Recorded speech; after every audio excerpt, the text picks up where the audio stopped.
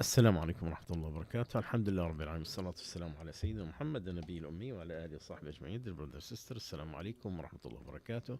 And welcome all of you, wherever you are, to your program Fatwa Life that comes to you on the 6th day of the Hijjah, that comes to you from Mishka Center in the United States in Houston.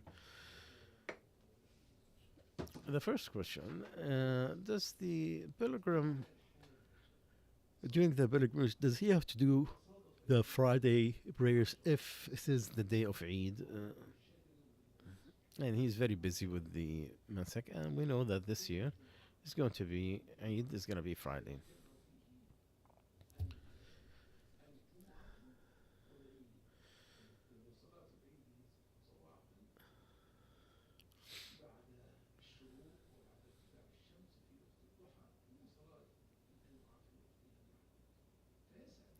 So he's asking about the pilgrim. If he, while he's performing the virtues of Hajj, does he have to do the Jum'ah, or does he pray Dhuhr?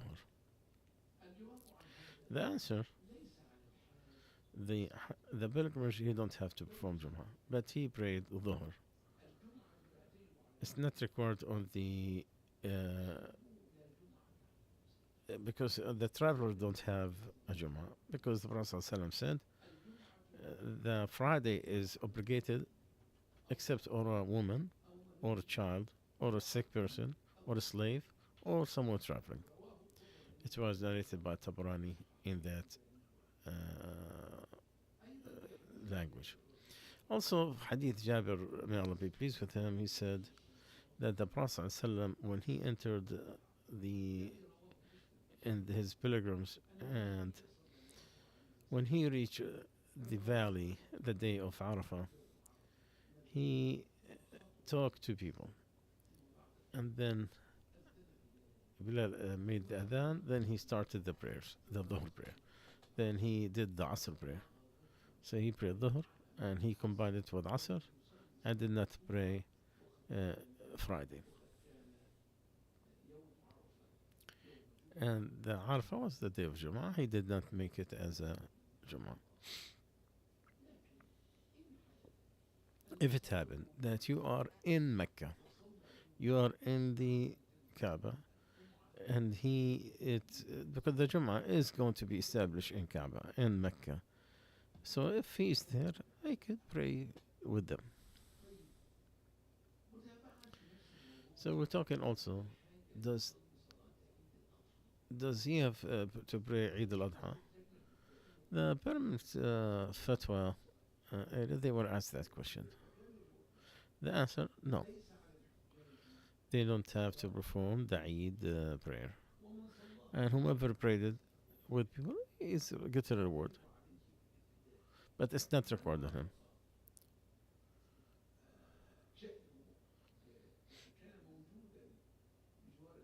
If he is closer to the Haram or Mecca or one of the masajid, and he saw people perform an Eid prayer, then he can pray with them if he wants to.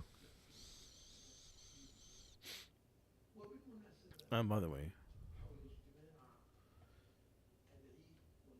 when Eid and Jum'ah is combined in one area, the Imam, he could do the both. And the masajid, they have to be open to greet people who wants to pray Eid and who wants to pray Jum'ah. But for the individuals, whomever prayed Eid, he has the permission not to pray Jum'ah. But the one who did not pray Eid definitely have to pray Jum'ah. But if you prayed Eid and you want to pray Jum'ah, then you pray Dhuhr for sure. If some investors, they bought some land in Australia so they could build an Islamic city, do they have to pay zakah every year until they sell the houses in the market?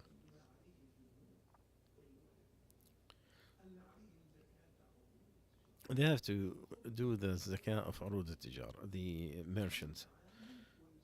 They do every year. no matter where this project rented, you you evaluate it and then you pay the zakah.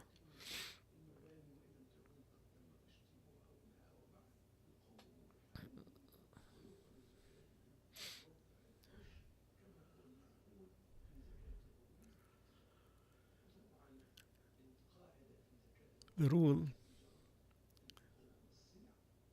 you do the merchandise and you add the cash and you take whatever loans you expect to get back. You take out the loans that you have to pay.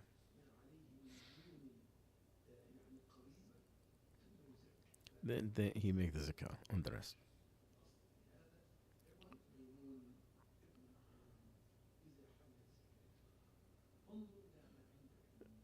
And that's the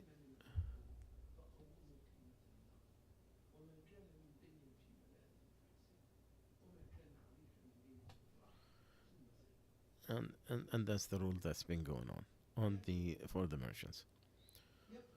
But the Maliki for the commodity that's settling at certain times and certain areas. Some areas,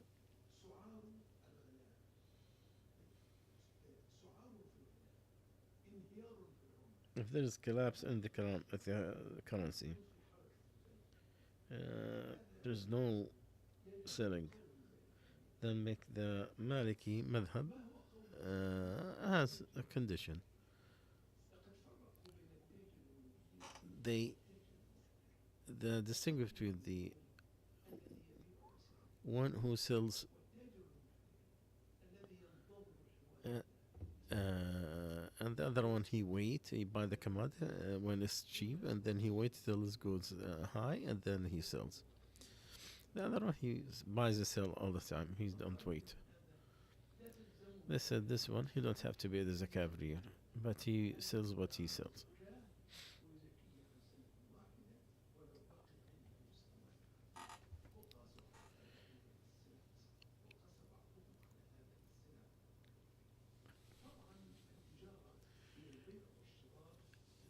The merchants is to sell and buy to profit. So if years pass by, no buying or selling. So that's when we look at the Maliki, which is not to you pay only once you sell it. But the Sharia is just on people and mercy on humanity.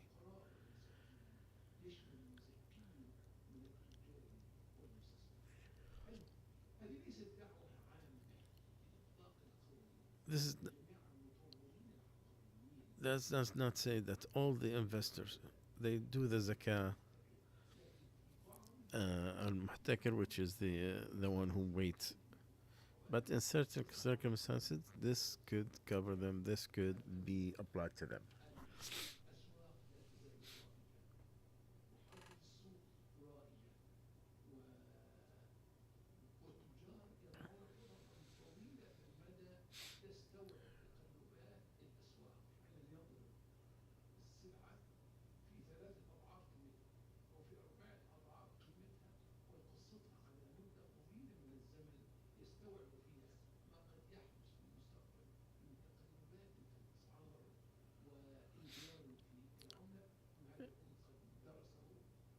Some of the merchants they study the collapse of the market. They look at the collapse of the currency. Sometimes they so it's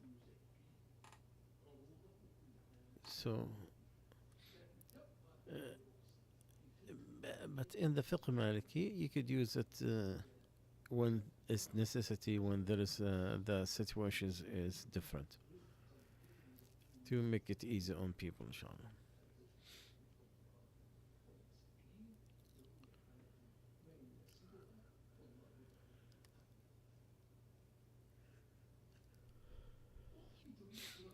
Following question: my sister wants to buy residency, and she don't have enough money. So I suggested, one of her friends suggested that she will buy the house and sell it, to her by payment, and she adds money to that. Is that allowed? Yes, it is allowed to sell by installments and increase the price,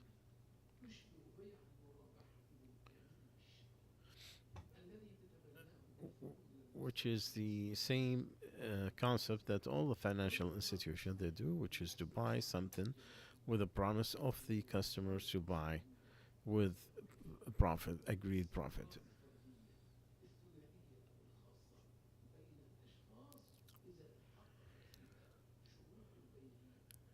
But you have to have the conditions of selling. What is that?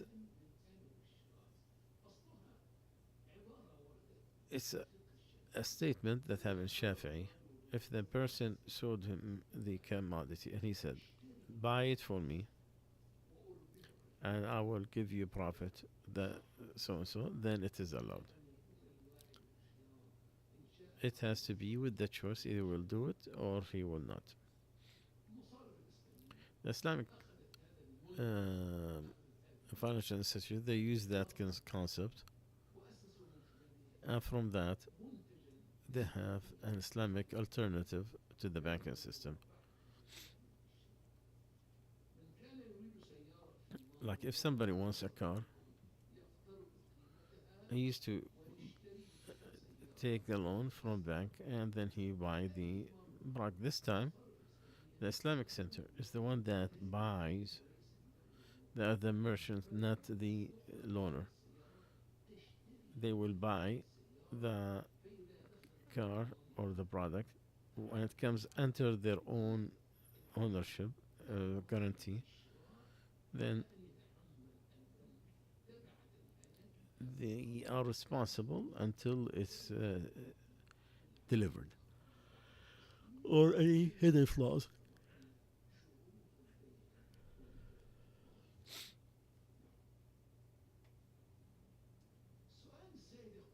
The final question: when the father died, 2014, he left some land and some restaurant and some other stuff. All these rented to somebody. We benefit from the rent. We don't have time to take care of it. Four of us live in the United States. Since 2014 until 21, until the mother died, we left her all the income that she gets from that.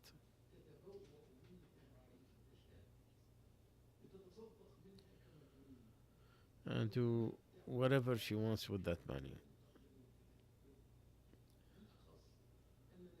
Especially that we are all financially well.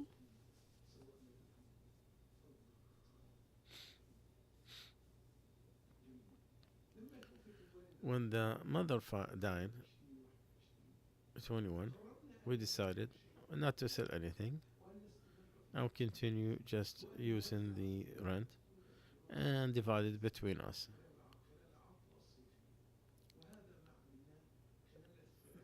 So the first 3 years, that's what we did. There's seven, five brothers and two sisters. So we did everything on seven.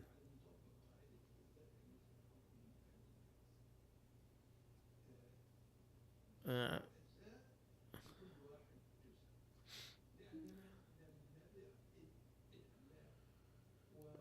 because we didn't sell anything.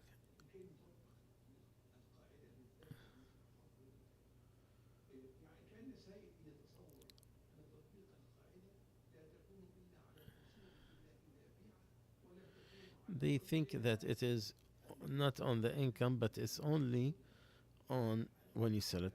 But we'll continue. But the following years, one of my brothers, he saw, we have to do the Islamic way. So we looked the first years and corrected it. And we did everything on 6 shares. Five get their full share, and the last two sisters, they get 1 share.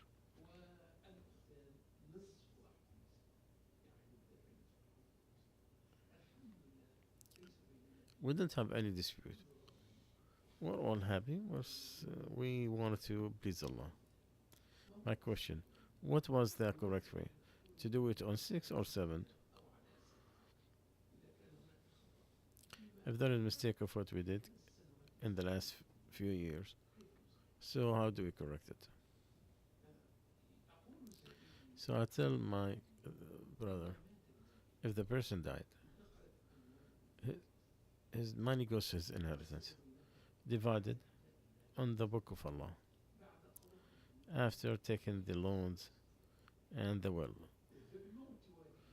When he died, it won't transfer to the inheritance. Your mother and you. And the wife, she gets 1/8.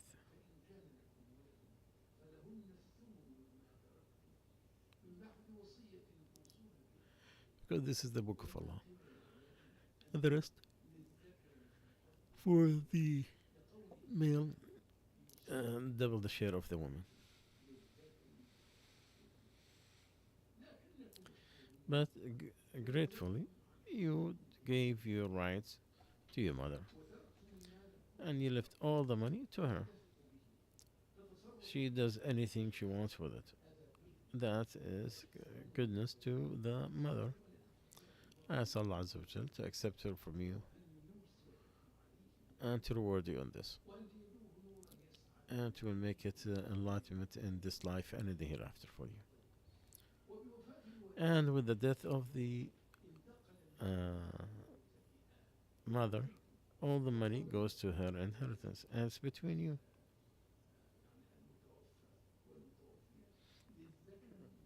And the same rule applies.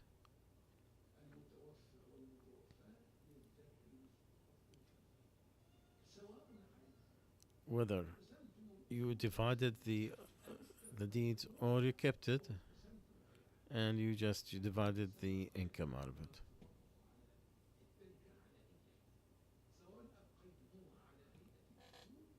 Whether you kept it the same way or you divided it, it does not matter. And you invested it as in rental. The rule the same. Is divided the same way in the inheritance. For the male, get double the share of the female. But just like you bless your mother, but leaving all that income to her, she does anything she wants with it. Same thing.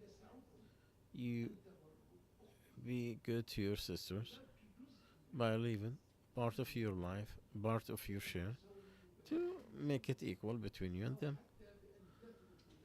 and to leave them the inheritance all, just like you did with your mother. That goes back to you. We're talking about adl, the justice is to divide it according to the inheritance. So it's according to 6. And the fadl, which is the bounty, which is the goodness, the etiquette, the nobility, is all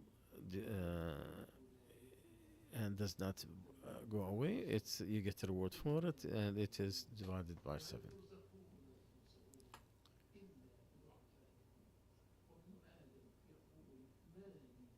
And the human being say, my money, my money. Has nothing except what he ate and he wasted, and he wore and ruined, or made charity and he kept.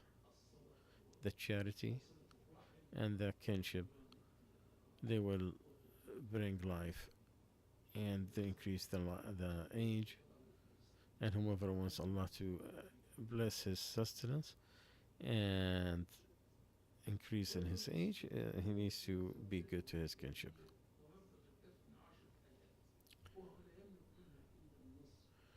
A Muslim, his wife, she's from the people of the book, she died, and it cost $10,000, and he don't own except half. Does he get sinned if he allow the things to bury? I mean, and can the masjid help? And is it obligatory to do the after the death? No, yes, no problem. The masjid can. And to bury her, it's what did. We help our brothers who is in need. Is it required on him to do it after the death? What is he talking about? What money he has to do talking about?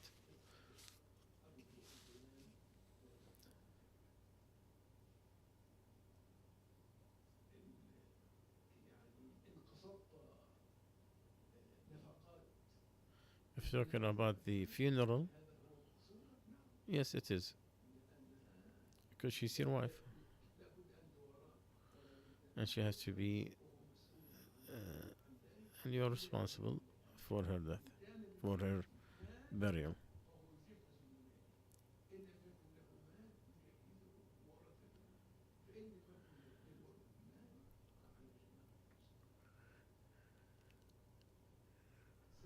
A woman is asking, what about the rule about going to the weddings that has mixed men and women, and there's dancing between men and women?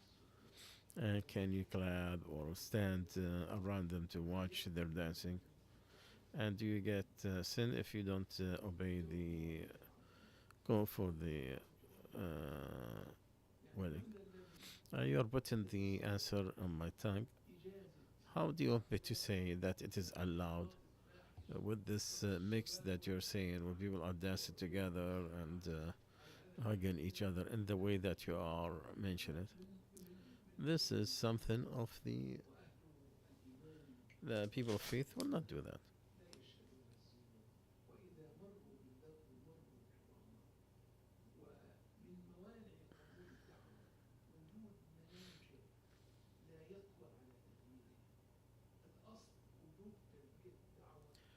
You answer the call, but you answer it, but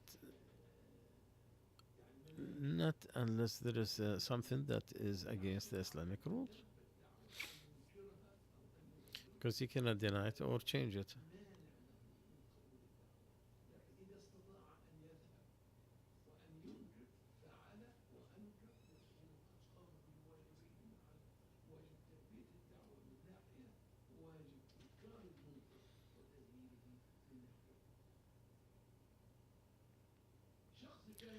A man used to watch some programs on TV where they curse and curse. Some of it is disbelief in Allah. And this used to be jokes. And he used to spend time and laughing. He does not curse, does not agree with it. Is in his marriage anything? Well, obviously you have whispering with the shaitan. Ya akhi, subhanallah, you keep asking me this.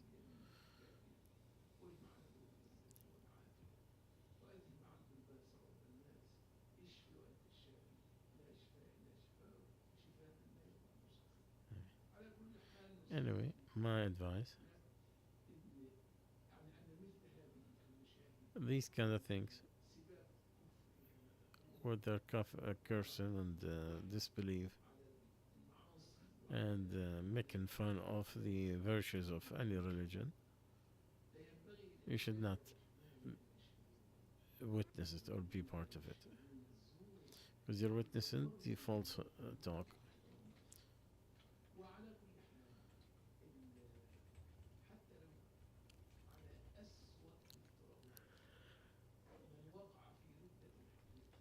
And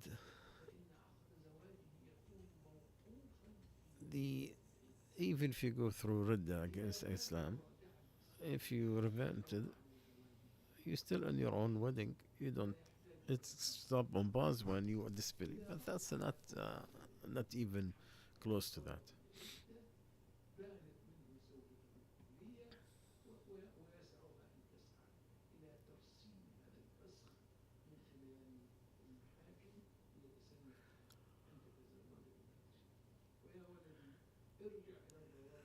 So go back to the links about the whispering of the shaitan.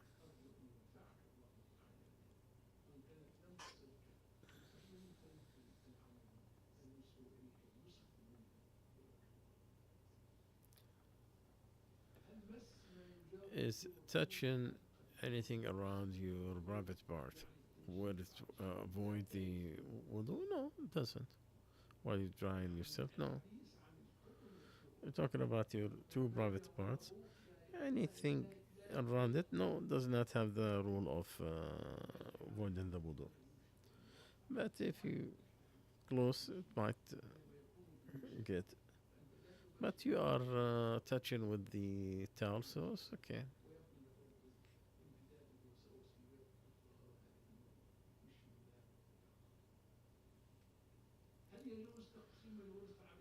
Can you divide the inheritance according to Allah Azza wa Jal before the death of the person? No, it's not advised. You could make a will that the money it will be divided according to the Shah, and you could do a legal draw on how it's done, especially outside the Muslim countries.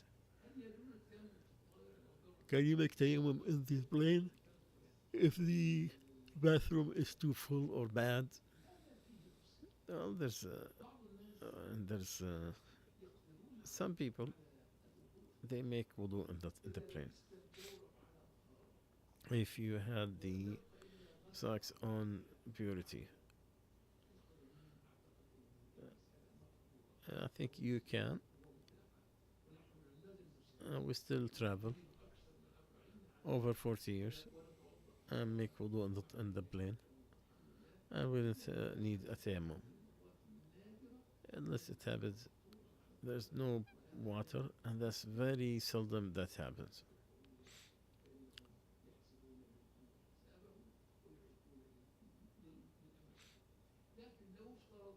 But let's say it's like you said, then then you do the tayammum if there is no water.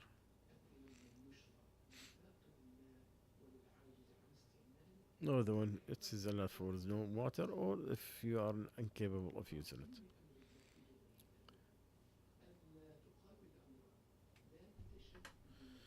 And Allah don't like you to be too extreme in either way.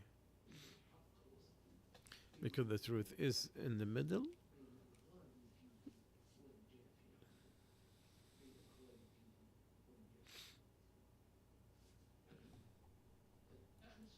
The last question. A woman, her husband died and he used to work in Amazon. A few days, they called her. He had life insurance. I will pay the money. She is confused. Can she take that money? And she did. What does she do? The answer is not a problem for the inheritance to take the life insurance money, even though it is one of the ones that is not allowed and should not even get in it. But is that forbidden on the person who did it, not on you who inherited? What is forbidden for its earning is not on the person who transfer to. And this is a transfer of the money, not gaining it through the illegitimate way. And Amja, they have a decision about taking the life insurance. I will put the decision originally for the deceased before died from life insurance. He didn't capture, didn't get. It is the right for the inheritance divided according to Shara. And also those who benefit from the commercial decree because of the unless the contract